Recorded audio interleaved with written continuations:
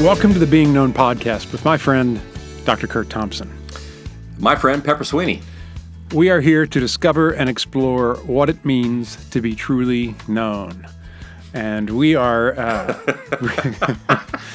we are here, season 7 of the Being Known podcast. And, you know, I can't even... How did we get to season 7? I don't know. How did we get here? I don't know, but I can tell you this: it has been so humbling to go places. Sorry, Amy just sent a text that just nearly had me falling out of my chair. Okay, but I'm going to keep going, and Yes. because I want to say that every place that I go. The podcast is the leading edge of the work that I'm doing, and this is the medium that people are accessing, and they're able to quickly pass it on to other people. It's different than say, hey, you should buy that book, and whatever. But the ease of access of this, and I think one of the other things that that's, and this is germane to our conversation today and this series, the main thing that people highlight is they talk about the our relationship, yours, mine, Amy, together, that really brings life to the material that we're talking about. And so I just want to say that 2 years ago, I never would have dreamed that we would be in this place. Right. Launching our 7th season, I wouldn't have dreamed that we would have. I don't know how many downloads we now have. How many, roughly? The last I checked, it was 1.8 million.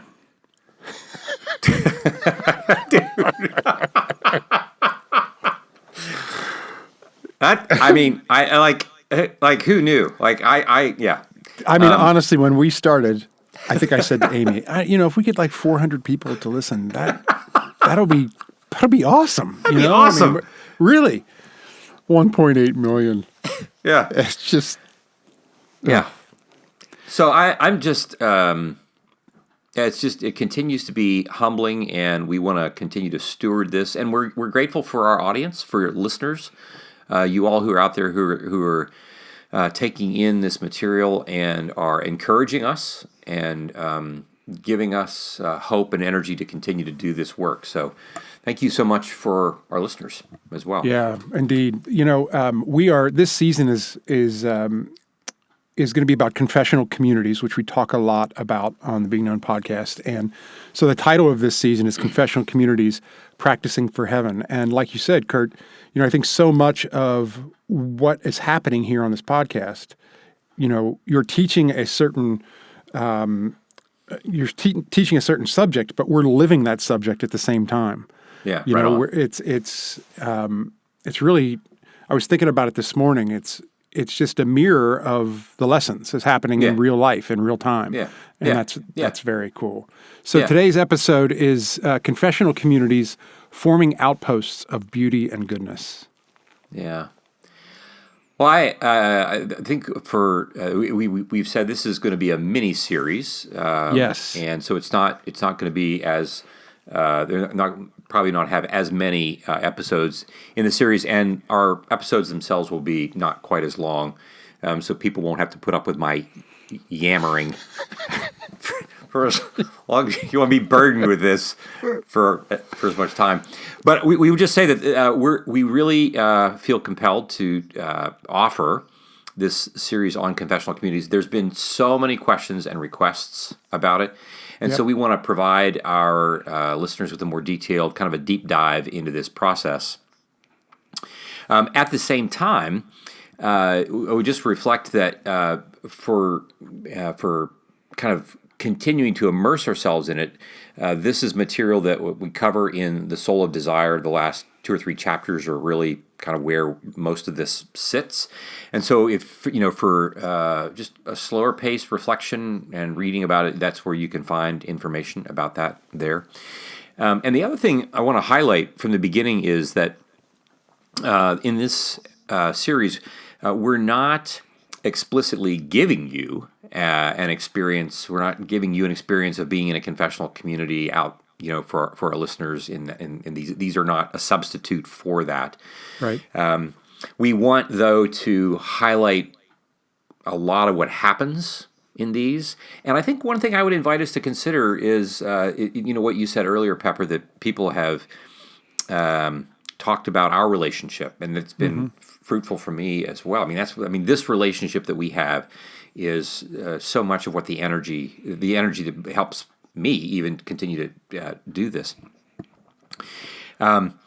And so I want listeners to be curious about and even pay attention to the dynamics that they hear, like in our relationship, in our conversation. Notice that what we're really trying to provide is a real-time example of that in some way, shape, or form. At the same time, there are at least two other opportunities. One of the most common questions that we have is like, well, where can I find one? Where can I get into one? Where can I find this? Right. And there are two opportunities that we want to highlight. One is through the Center for Being Known, and that is this nonprofit that we organized a number of years ago. That one of its offerings now is a conference that is going to be held in October. And our third one is going to be coming up this October, the last Friday in October. At the same time, it also offers training in confessional communities. And we now have our second cohort that has started with that. We have 18 groups. There are almost 200 people that are involved in these groups. And so that's a way for you to have an opportunity for supervision. And then the other offering is through the private practice that I'm part of called New Story Behavioral Health. And there we give an even more immersive experience. It's an immersion training. It's 2.5-day training. And it's for a smaller group of people. It's for about 25 folks or so. And we are moving to doing that particularly for clinicians in the next offering that we have that will be coming up this fall. That date will be announced here very soon. So those two offerings, the Center for Being Known and New Story Behavioral Health. And of course, if you have questions, you can ask about how to get it. I would say, you can go to thecbk.org. That's for that, and or New Story Behavioral Health. They both have websites that you can We'll have those linked in the show notes as well. Yeah. So you can just go there and click on it, and they'll take you right to where you need to be. Yeah. So in today's episode, I want to just do a bit of a broad overview about what are we talking about here? Yeah. When we talk about confessional communities, what are we talking about? As is our custom, we say that this process of being known is one that takes place with our understanding that we live in the context of the biblical narrative. Like we're living in the story of the Bible. That's what we believe. Now, not everybody in the world thinks that they're living in that story. And we would say that what we're trying to do in confessional communities is to recap, is to redo, is to start what we read about in the first 2 pages of the Bible. Genesis 1 and 2, that God is a creator of beauty and goodness, and that even when things go wrong, he intends to finish what he starts, even if he has to keep starting over and over and over. And dude, I think about my own life. How many times do I think to myself, when is God going to be done with this project with me? He's like... It's the guys are the construction guys that just never leave. It's just, no, they never leave. Got to keep doing the work. Got to keep doing it. Here they come again. Right. Yeah. I'm thinking, if I'm God, I'm thinking gosh, how many? Okay, let's see. Okay, we're going to try this again with Kurt to see if he can get it. It's like Abraham. I got lots of tries with this dude. Right. Right. And so even though we live in a world of trauma and carnage and all the things, God is not giving up on his project. And what he's really doing is leading us, we would say, this renewed Eden. When we listen to the guys at the Bible Project, which we highlight on occasion here, they talk about this notion. Tim Mackey likes to talk about this notion that, Eden was a place, and within Eden there was a garden. And so you've got the wilderness, you've got Eden, and then you've got the garden, these three things. And the garden was on a mount. The garden was on a hill. And this notion that if you read throughout the text of the Bible, like it is an elevated space. It is a garden on a hill. It is to be a place where people lift their eyes. It is a place where people are going to go to create beauty and goodness. And when that didn't go well, when that project didn't go well, then you get to the next mount, which was Ararat, and everything. Our listeners are like, excuse me, what? So this is where Noah. This is where the ark comes to rest, and then from you have Moriah, and what's where this is the mountain that Abraham climbs to sacrifice, the potential sacrifice of his only son, and from there you go to Horeb, which is where Moses meets God in the burning bush, and then you go to the Mount of Sinai, where God meets Moses, and then you have the tabernacle, and then you have Jerusalem, right? The tabernacle, this tent, but then you have Solomon's temple. But then you have Mount Tabor. This is the transfiguration. Jesus, Peter, James, and John. Jesus, Moses, and Elijah. And then you have the Mount of Olives, which is where, the New Testament text would suggest from where Jesus ascends, the ascension. This notion that God has a vision for creating a community it is a mount. It is a thing to which we lift up our eyes, where He is going to create beauty and goodness in the world, and it is throughout the Scriptures. It's through the whole arc, and that these significant mountains in the biblical narrative are important events that take place, and this is what we want to be about in these confessional communities. We're practicing for the new Jerusalem that's coming. And this whole notion that also sits with another assumption, and that is that, like, I long for a world of goodness and beauty. And my challenge is that I feel like, oh, I'll decide what that should look like, and I'm going to go make it happen on my own. Kurt's going to do it. Dude, how's that working out for you? Oh, dude. I mean, this is the thing, right? I mean, like, look at this podcast. This podcast is a feature of, like, I don't do this without you and Amy. It just doesn't happen. Like, you all come for me. Like, and I think about, we've talked about this before here. The number of times when Amy has and when you have come for me when I've been in places that have just not been very pretty. And you think, if you're Abraham and you've got the knife ready to go, and it can't be a very pretty place for him. Yeah. And God comes for him. And you think of Golgotha, a mount on a hill outside of Jerusalem. Most people would look and say, well, God didn't come for Jesus. Like, after 6 hours, the dude is dead. But Jesus doesn't raise himself from the dead. God raises Jesus from the dead. Confessional communities are places where we come so that other people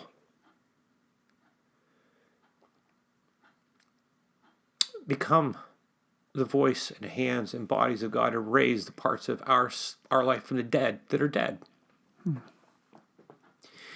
And that transformation, if that's going to happen, it requires other people to be in our lives as we make choices to follow Jesus. Like, I can't, we'll get to this a little bit more when we talk about mirror neurons and mimicking behavior. But we need others to come to find us. Like, my salvation requires me to be an agent. I have to make the decision, but I can't get it done on my own. It's not possible for my brain to do it. It's not possible for my body to do it. And confessional communities become a place. It becomes yet one more of these new Edens. It's a representation. We are practicing for the thing that is really coming. And part of how we get that done, and we'll be exploring this over the time that we're together, part of how we get that done, we talk about different languages that we have to practice, different things that are all converging in this space. And the space itself we'll talk about in a little more detail in our coming episodes. But the first thing is that we just emphasize that it's the biblical narrative that is the foundation. And it's not just the text, it's not just the Bible, but it's the person behind that text. And as we've said in previous series, that we're kind of like we are paying attention to what we learn again from the guys at the Bible Project. That we're talking about God-human text that is ancient Jewish messianic meditative wisdom literature. And all of those words are important because we really do believe that what we do in the confessional community is a mirrored image of what every single one of those words represent as far as the Bible itself is concerned. So being immersed in the text of the scriptures is a critically important part of this because we're being formed. Interpersonal neurobiology, that's another element of this. We've talked an awful lot about that over the course of our series together, the 9 domains of integration. We'll talk a little bit more about that. So we're really looking at the material world, right? So the biblical narrative, the material world, group psychotherapy processes and dynamics. We like to say that this is the third piece of this, that things happen in the room where it happens. Right. To steal a line. Yeah. Right? And we are people who are very heady and we like to live in our heads, but the moment that we start to bring all of that into real time and space and name things that are happening in the room right now in real time and space, that's where things begin to change. We discover that there are lots of layers of reality in human relational interactions. I'm sitting here in the room with you and I'm thinking about something else, and you might not know that. But if you say, Kurt, what are you thinking? Now I bring my full self into the room. And that's when things begin to change. But I'm not going to be doing that if somebody's not paying attention to the fact that multiple layers of relational dynamics are taking place at the same time. Not unlike an orchestra. And we'll talk more about that as well. That this is a complex system. This is all part of the group psychotherapy dynamics, that things happen in the room, that there's multiple layers of those relational interactions. That it's a complex system, but it has simple energy sources. And by that, we say that we are people who have great longing. We are people who have great grief.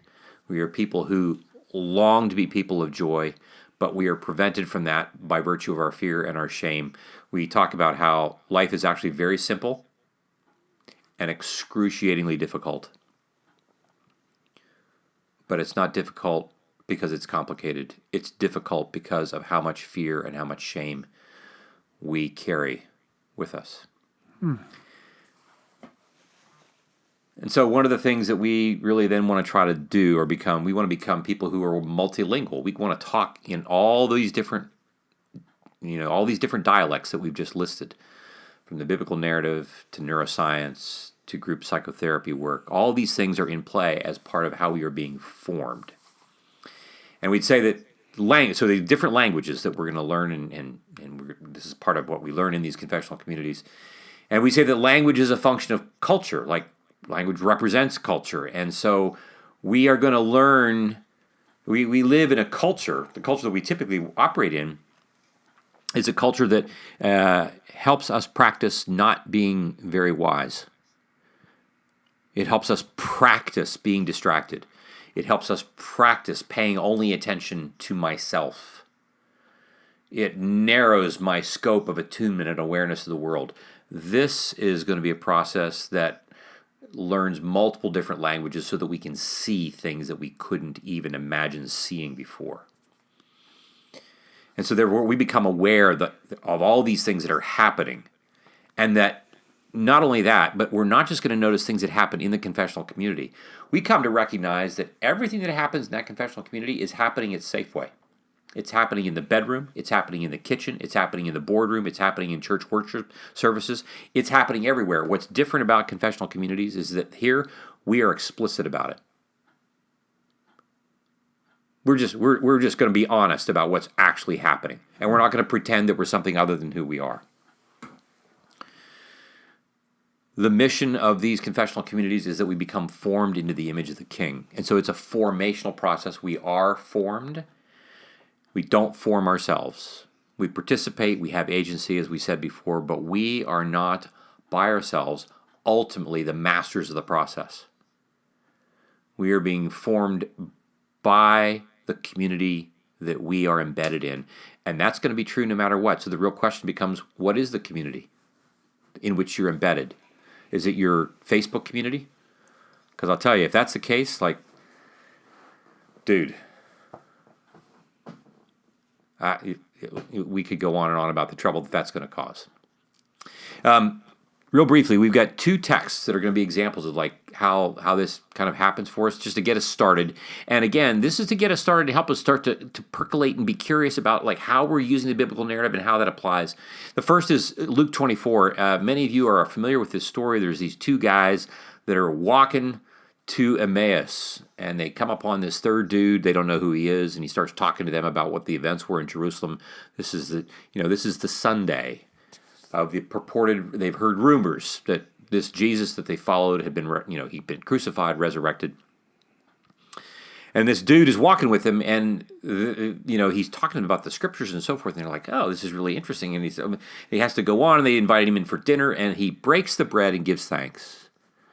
And the moment that he does, their eyes are opened. And at that moment, he also disappears.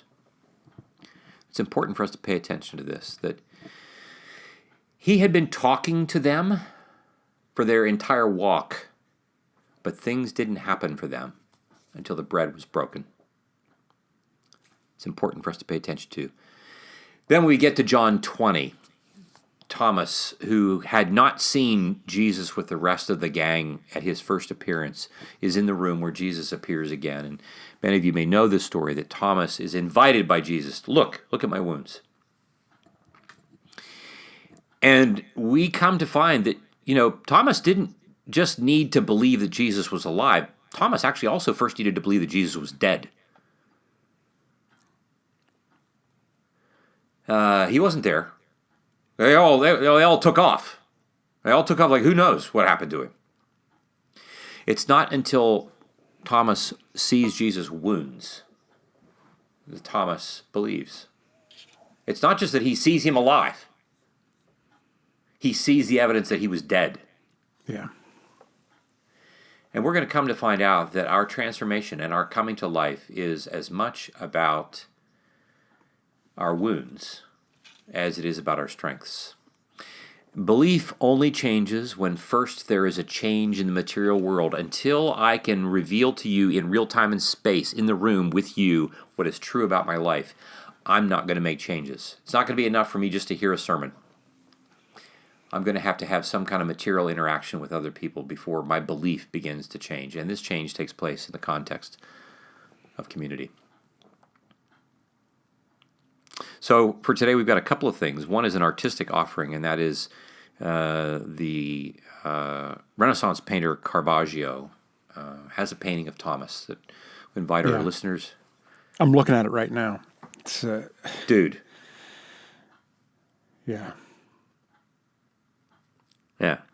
I mean, I would invite people to, you can find this online very easily, and it's, may not replace standing in front of it, but it's a pretty crystal clear representation of what that painting is, and the light and the whole thing. It's just absolutely gorgeous. But I would invite them to sit in front of this for a while. Yeah. Yeah. And see how it affects you. Yeah. And yeah. I think for me, I came to recognize that Thomas needed both his brothers and he needed Jesus for Thomas to believe, for Thomas to be transformed, and he needed to be able to have an encounter with his wounds. And go ahead. I love that in the painting, Jesus has got his hand, and he's guiding Thomas's hand actually into the wound. I mean, dude, yeah. Oh. Yeah. Oh. Yeah. Oh. Oh. Yeah, right to the very wound, Jesus is going to go with him. Yeah. Like physically go with him. Yep. Yep. Yep. And we have an application for this week? Yeah, we do. So we've been hinting at this notion that these confessional communities are really about doing embodied work. It's not work in our head, off on isolation by ourselves. It's embodied work that we do together. And so today, I want to invite us to begin to practice making observations. And we've talked about the shorthand for what our minds do, that we sense, we image, we feel, we think, and we behave. That's SIFT-B acronym. I just want to invite you to reflect on those things when you sense yourself, sensing, imaging, feeling, thinking, and behaving. And what of those things, when you notice them, do you recognize, oh, I keep these things to myself. I'm not sharing this with anybody else. And this is not a critique. This is not to say, oh, you should be sharing. It's just to say, oh, start to take an inventory of how much of your mental life happens in the privacy of your own mind and is not really ever given access. Other people aren't given access such that it can be transformed. And so part of how we can begin to open ourselves to transformation is just beginning to be curious about, oh, up until now, what part of me have I been working really hard to keep from being transformed without even knowing that that's what I'm doing? And then beginning next in our next episode, we'll be talking in some more detail about what do we begin to do with all those parts of us that we have been conveniently keeping hidden from everyone else, instead of coming into the room where Jesus wants to take our hand and go with us into the woods. That's beautiful, Kurt. Yeah. All right. That's a little taste of what's to come in this mini season that we're doing here. Hope you all are enjoying it as much as I am. And I would love to invite you to stick around if you're watching us on YouTube for Amy to join us here. Kurt, I love you. Until next right back week. at you. Right on, brother.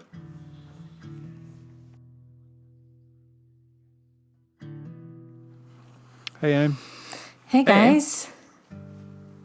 I'm excited about this season, and oh my gosh, it goes quick. It does. Yeah. I could feel the time difference. Yeah, I could feel the taskmaster getting after us. I felt like I was like, okay, yeah, go.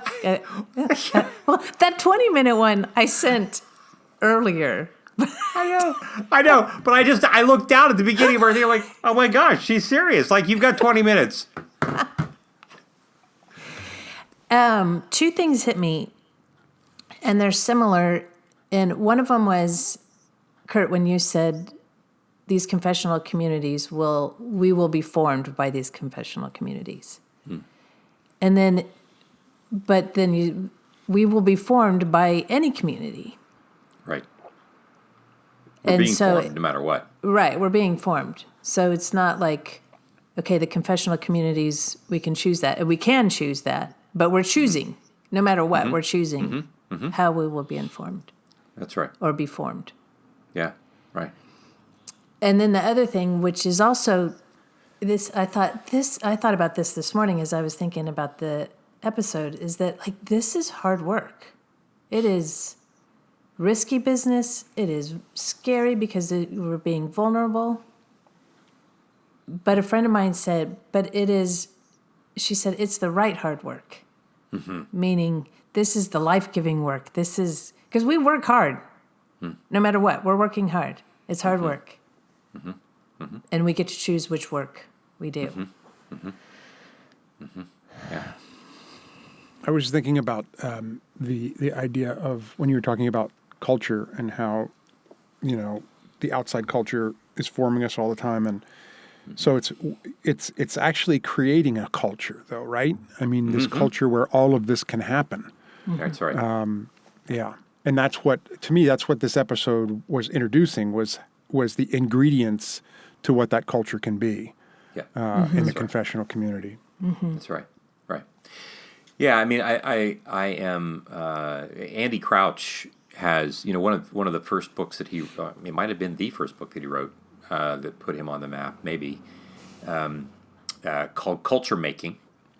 And nobody that I know of in the Christian community is, better equipped, I think, right now than Andy to speak into so many different things that our world is encountering.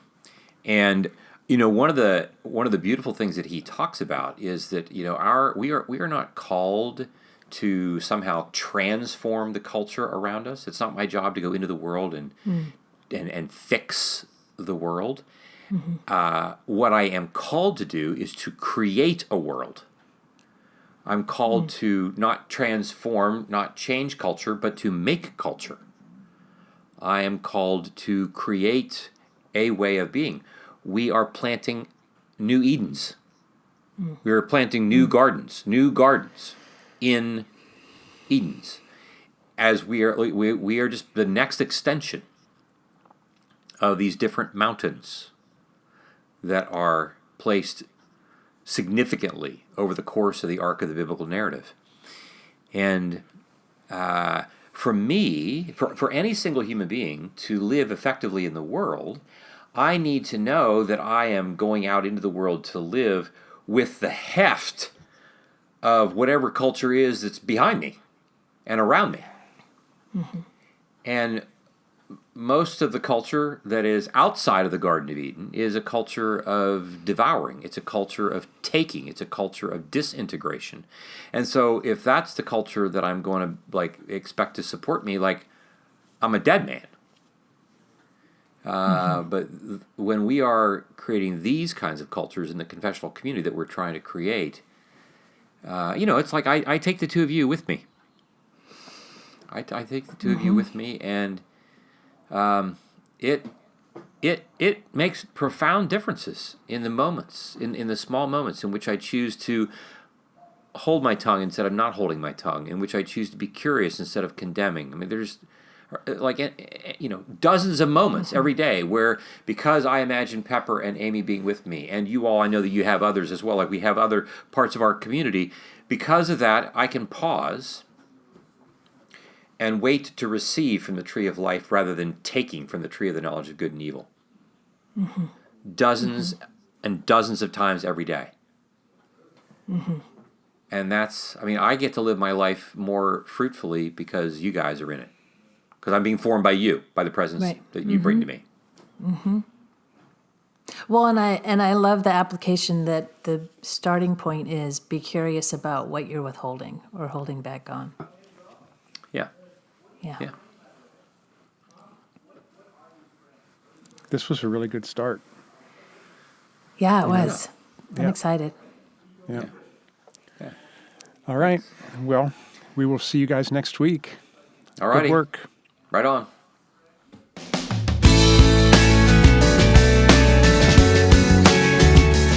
This podcast is produced by Kurt Thompson, Pepper Sweeney, and myself, Amy Chella.